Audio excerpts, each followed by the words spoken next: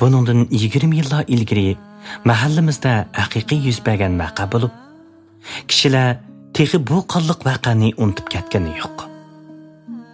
Men shu uyning oldidan har qaytim ketayotganimda bu ichinishliq vaqa xuddi kino lentisidek ko'z oldimga kelib elib, ko'nglimni bearam qiladi.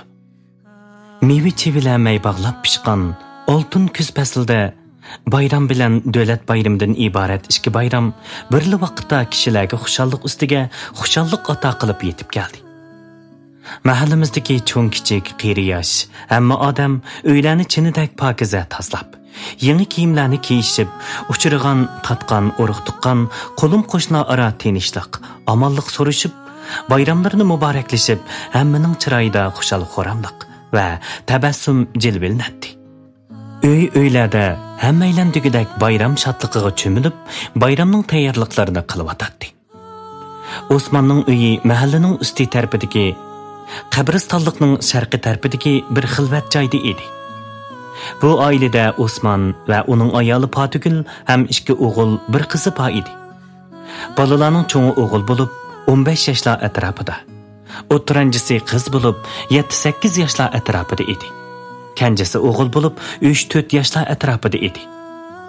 Osmon bilan Fatugul 1980-yillarning o'ttirilari to'y qilgachqa, ularning terilg'i yeri oz bo'lib, bu oiladagi 5 jon odam asosan Osmonning ota-onasidan qolgan 5 mo tak yeriga ishlab jahondarchilik qiladi. Turmushi degandek yaxshi emas edi. Osmon oilasining turmushi yaxshi bo'lmaganiga qaramay, sirtqa qarab, xotin bolalari bilan kori bo'lmaydi.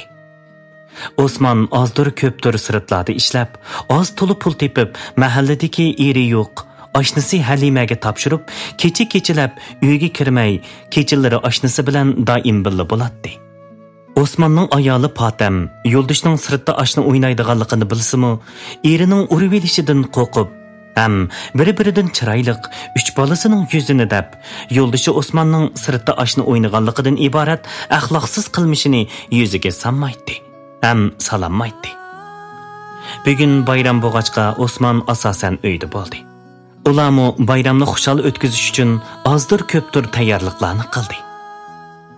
Kashqurun Osmonning ayoli Fatam bir kunlik ishini tugatib, yetish orliqida eri Osmonga: "Men Lexchindagi ota-onamning uyga bormag'ali 1 yildan eshibdi.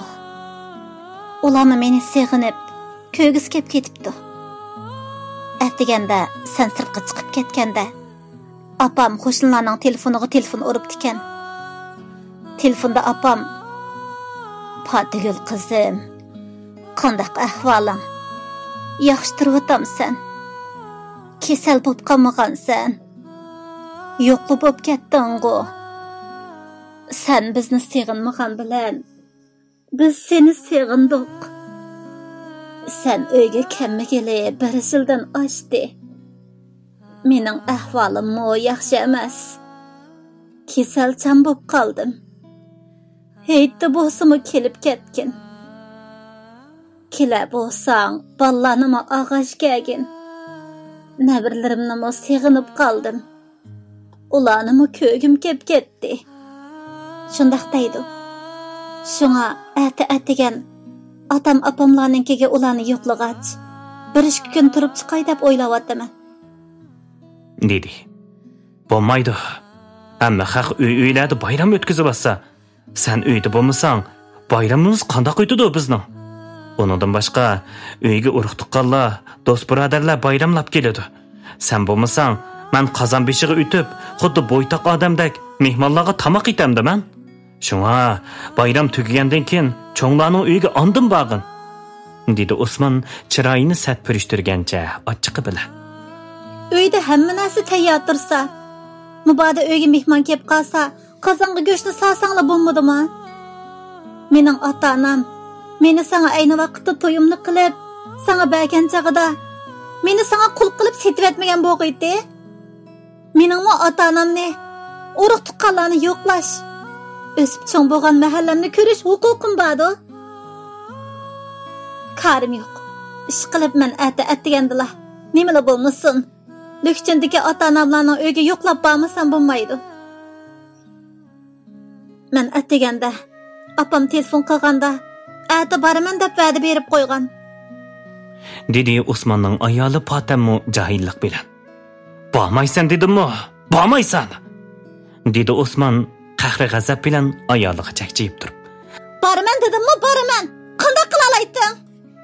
Dedi Fatam eriga bosh kelmay. Osmanның mushu umrgacha biror inson uning tishiga tegib, bugünkidek qarshilashib, bundaq ochiqini keltirib boqqan emas edi.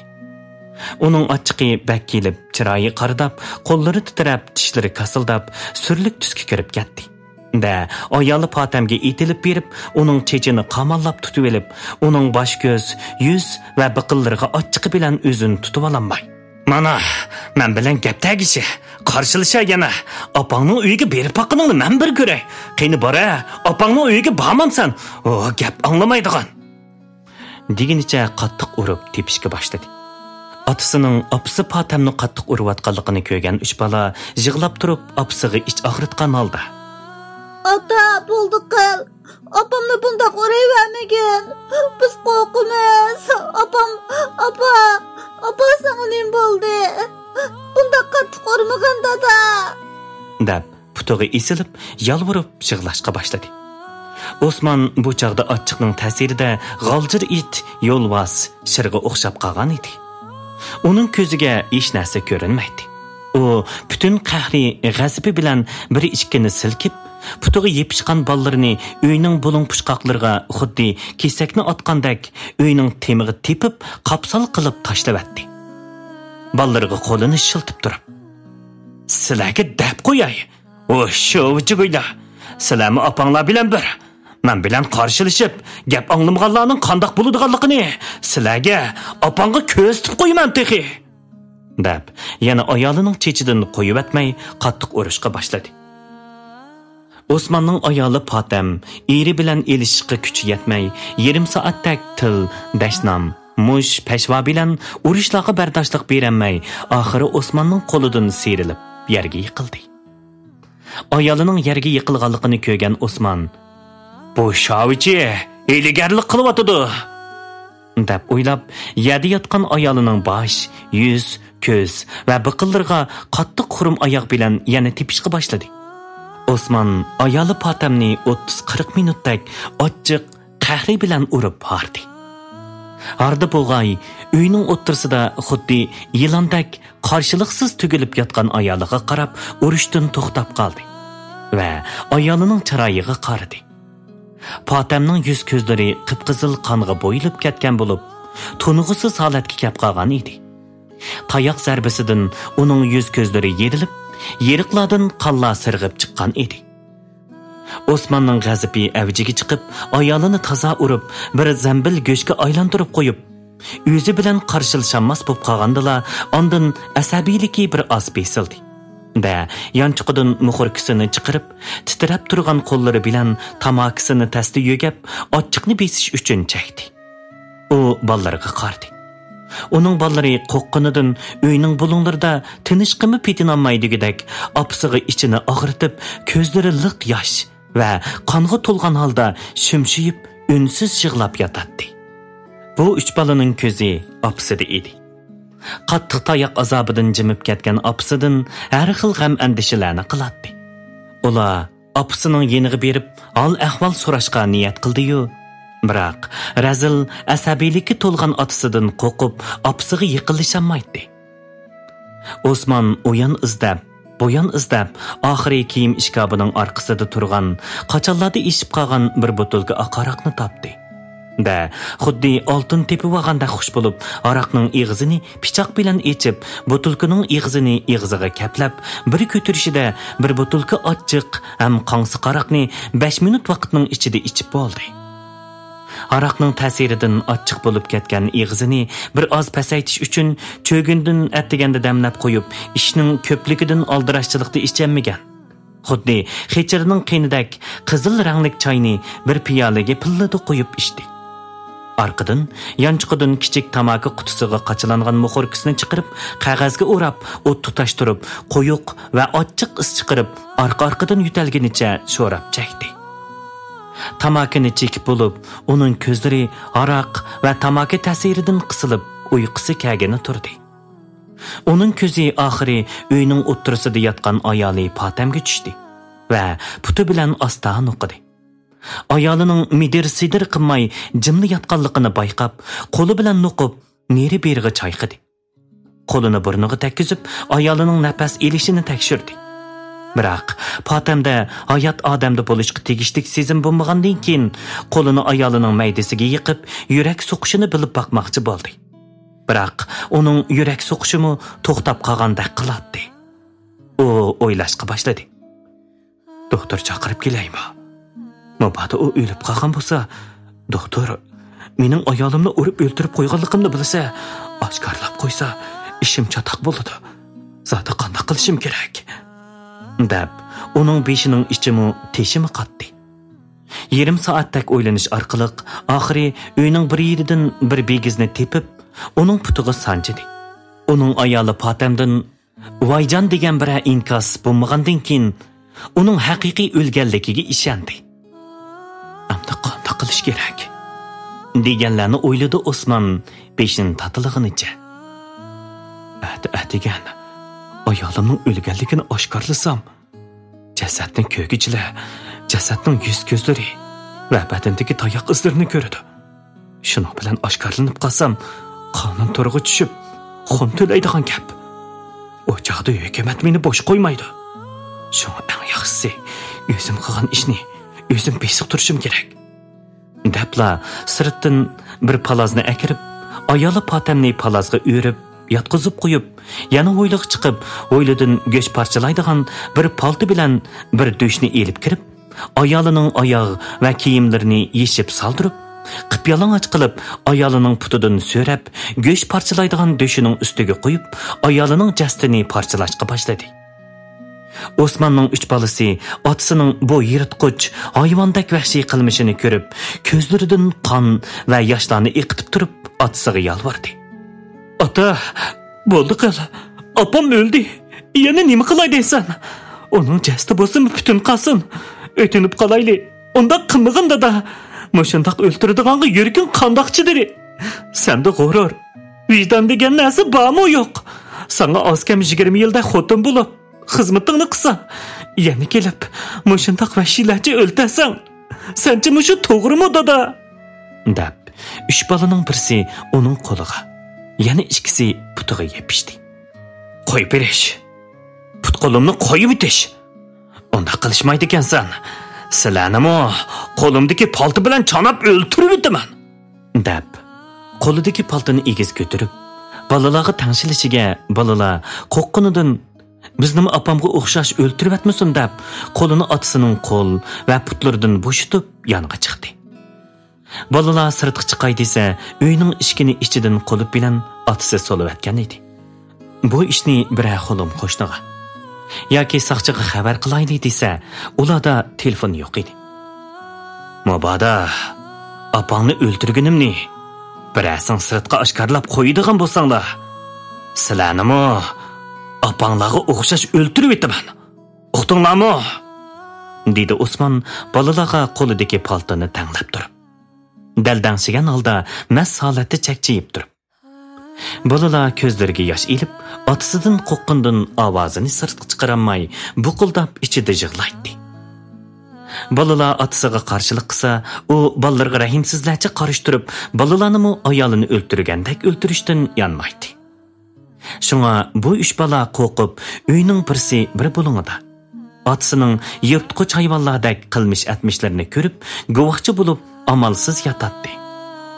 Osmon masolatda daldangshib mengib, ayolining jasadini ko'tarib, do'shning ustiga qo'yib etib, yo'g'on go'sht parchalaydigan palti bilan 1 soatdak parchalab bo'lib, bir ko'ni tag'arni tepib, uning ichiga niqtab tiqib patqozdi. Ondan tag'arning eg'izini bo'g'ib, bo'qqish bilan mahkam bog'lab, tag'ardagi jasadni so'rigunicha sirtqa ilib chiqib, ko'radagi tam to'viga yo'lab qo'ydi. Da bolalar ba uyning eshigini sirtdan qulub bilan solab qo'ydi.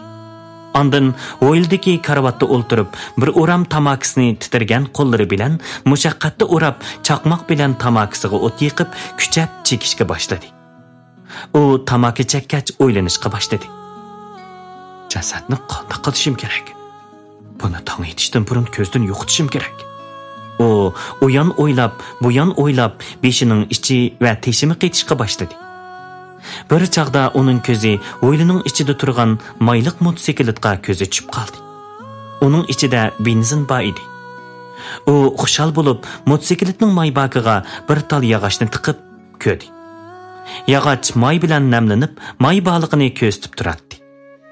U o'rindiq ostini echib, bir sulyav shilankani topdi-da, may bakqa uning uchini tiqib, bir sulyav botilkani tepib, uningga sulyav shilankani soldi. Va ig'zi bilan motosikletdan shilanka orqali benzinni sumirib, yarim soatda kapilishib, oxiri bir botilka mayni tatdi. Osman jasadni ko'tarib, uyning orqasidagi etizliqqa elib chiqib, tog'arning ig'zini echib, ichiga bir botilka benzinni taksi qo'ydi. Da jasadga yanchiqidagi chaqmoqni chiqarib o't qo'yibdi. Etizliqda 40 minutdak jasad kuyib, oxiri Osmanning ayoli Patam kulga aylandi. Patamning jasadi kuydirilgandan keyin uning kuli to'g'uchilik bo'lib qaridab qolgan edi.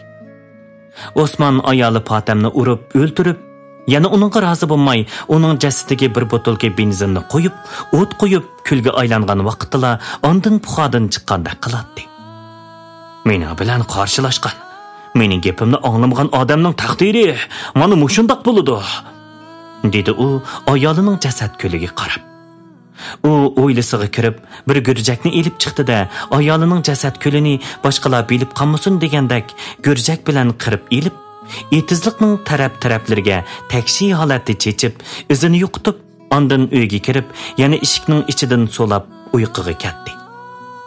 O chaqda yarim kecha soat 3 bo'lgan edi. Yani 2 soat uxlasala, atrof yurib tong otadi. Osmanning 2 o'g'il, bir qizi uyning to'ridagi bo'linglarda ko'ziga uyqu kelmay, ko'zidan qon yoshlarni to'kib, opamni o'ltirdi.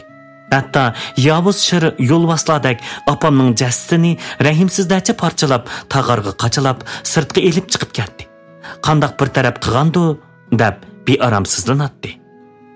Opasining jasadini partalash uchun ishlatgan paltimi Kangning bir chetida turardi.